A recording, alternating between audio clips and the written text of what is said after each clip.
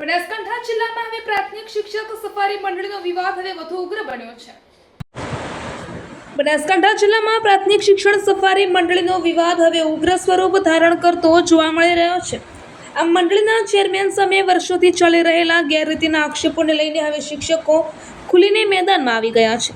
આજે બનાસકાંઠા જિલ્લાના અંદાજે 700 જેટલા શિક્ષકોએ એકજૂટ થઈ રેલી અને જિલ્લા રજિસ્ટ્રાર કચેરી સામે ધરણા પ્રદર્શન કરી ન્યાયની માંગ કરી હતી। શિક્ષકોનો આરોપ છે કે છેલ્લા ઘણા વર્ષોથી મંડળીમાં ગેરરીતિઓ ચાલી રહી છે અને અનેકવાર તંત્રમાં રજૂઆતો કરવા છતાં કોઈ ઠોસ કાર્યવાહી કરવામાં આવી નથી। ન્યાય નહીં મળે તો શિક્ષકો અમરનાથ ઉપવાસ પર ઉતરવાની ચીમકી ઉચ્ચારવામાં આવી છે। 10 વર્ષ બાદ યોજાયેલી સાધારણ સભામાં પણ એજન્ડા મુજબ હિસાબી અહેવાલ રજૂ ન થતાં શિક્ષકોમાં વધુ રોષ વધ્યો છે।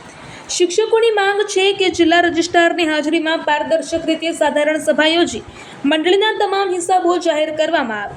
જો ન્યાય નહીં મળે તો 16 જેટલા મુદ્દાઓને લઈને સંઘર્ષ સમિતિ દ્વારા પાલનપુર ખાતે અમરનાથ ઉપવાસ કરવાની પણ ચીમકી ઉચ્ચારવામાં આવી છે। બનાસકાંઠા જિલ્લામાં પ્રાથમિક શિક્ષક સફારી મંડળી વિવાદને લઈ જિલ્લાના અલગ અલગ વિસ્તારોમાં શિક્ષકો એકત્રિત થઈ રેલીના સ્વરૂપે જિલ્લા રજિસ્ટ્રાર કચેરી બહાર પહોંચ્યા હતા। શિક્ષકોએ સૂત્રોચ્ચાર સાથે મંડળીના ચેરમેનના વહીવટ સામે વિરોધ નોંધાવ્યો હતો અને ગેરરીતિના મામલે નિષ્પક્ષ તપાસ કરવાની માંગ ઉઠાવી હતી।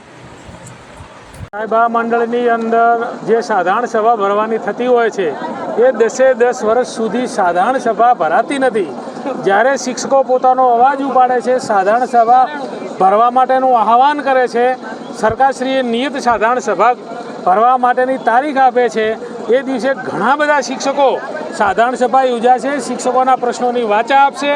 એ સમજીને ડીસા મુકામે, રસાણા મુકામે જ્યારે સાહેબ આ સભા ભરાય છે ત્યારે માત્ર ને માત્ર 10 મિનિટની અંદર આ સભા બરખાસ્ત કરી નાખવામાં આવે છે અને શિક્ષકોમાં જે ઉત્સાહ હતો, શિક્ષકોને એવું હતું કે અમારા યોગ્ય હિસાબો મળશે, અમારા યોગ્ય પ્રશ્નોના જવાબ મળશે, એ પ્રશ્નો મળતા નથી, એના જવાબો મળતા નથી અને શિક્ષકોને આવી રીતે હતાશ કરી અને સભા છોડીને જતા રહે છે।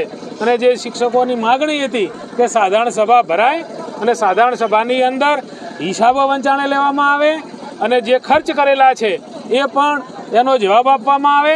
સાહેબ, 20 કરોડ રૂપિયાની થાપા જે અમારી મંડળીની જે સ્થાવર મિલકત છે એ ગીરવે મૂકી અને આનો વહીવટ કરવામાં આવે છે। 50 લાખ નફો કરતી મંડળીની જ્યારે આ દશા આવે ત્યારે એક શિક્ષકના આંતરનાદ માટે કરી અને અમારે અહીં રોડ ઉપર ઉતરવું પડ્યું છે। સાહેબ, અમારી જે અહીંયા ધરણા રેલી છે એ કાર્યક્રમમાં અમારી માગણી એ જ હતી કે અગાઉ સાધારણ સભા ભરેલી હતી, એમાં 5 જ મિનિટમાં કશું એજન્ડા વંચાણે લીધા વિના એ લોકો ત્યાંથી નાહી ગયા હતા અને એના પછી અમારી માગણી જે હતી 16 મુદ્દાનો એનો કશું એક પણ જવાબ મળ્યો નથી।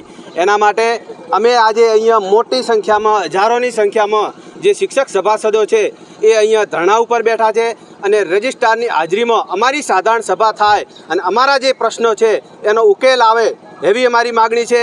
અને જો આ માગણી અમારી નહીં સંતોષાય તો અમે આ મરણાંત ઉપવાસ ઉપર ઉતરવા માટે પણ અમારા સભાસદો અને આખા જિલ્લાના શિક્ષકો છે એ તૈયારી છે।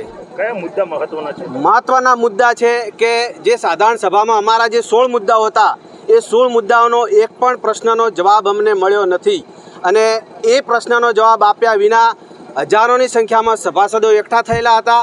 એમને મૂકી અને ત્યાંથી જે વહીવટ કરતા હતા એ લોકો ત્યાંથી નીકળી બેઠા છે। એના માટે 1 નહીં, 100 નહીં, 200 નહીં પણ હજારો સભાસદો અહીંયા હાજરી છે અને એ ધરણા કાર્યક્રમમાં ઉપસ્થિત છે। અમારી માગણી એ જ છે કે અમારે મંડળી બચાવવાની છે, અમારી મંડળી ગીરવે મૂકેલી છે અને આ હિત છે એ સભાસદોનું હિત સચવાય અને અધિકારીની હાજરીમાં જે સાધારણ સભા થાય અને અમારા પ્રશ્નોનો ઉકેલ આવે એ જ અમારી માગણી છે। મારું નામ માંગીલાલ પટેલ, ડીસા। મંડળીમાં બહેનોને માતૃશક્તિને લગતો એક પ્રશ્ન। સાહેબ, બહેનો સિંગલ માતૃશક્તિ નોકરી કરતી હોય ફરજ ઉપર તો પોતે પોતાના પરિવારમાંથી પણ ખર્ચો કાઢી અને બચાવીને મંડળીમાં પોતે ધિરાણને થાપણો મૂકતી હોય છે અને જ્યારે પારિવારિક પ્રસંગ આવે છે ત્યારે એ પ્રસંગમાં જો બહેનોને લોન પેટે પણ જો મંડળીમાંથી નાણાં ન મળતા હોય તો એ મંડળીમાં ધિરાણ કરેલું શું કામનું? બીજું કે બહેનોને લોન માટે એવું કહેવામાં આવે કે તમે તમારા તાલુકાના ડિરેક્ટર સાથે વાત કરાવો, તો તાલુકાના કોઈ બી સભાસદને કે જિલ્લા મંડળીના કોઈ સભાસદને જાણ જ નથી કે અમારા ડિરેક્ટરો કોણ છે, તો કયા ડિરેક્ટરની બેન ઓળખાણ આપે? અને બહેનોને રોતા રોતા મંડળીના પગથિયાં ઉતારવું પડે છે અને બેનનું કામ થતું નથી. બનાસકાંઠા જિલ્લાના શિક્ષકોની મંડળી પોતાનું માલિકીનું મકાન ધરાવતી 66 વર્ષથી ચાલતી મંડળી હતી. છેલ્લા ઘણા સમયથી એક હતું શાસન ચાલે છે. વર્તમાન બની બેઠેલા ચેરમેન ભાઈ શ્રી સંજય દવે એમને જે વાર્ષિક અહેવાલ છપાયો એમાં એક પણ ડિરેક્ટરનું નામ નથી લખ્યું. 15 છે કે 19 છે કે 11 છે એ ડિરેક્ટરો આ જિલ્લાના કોણ છે પોતે પણ છુપાવે છે.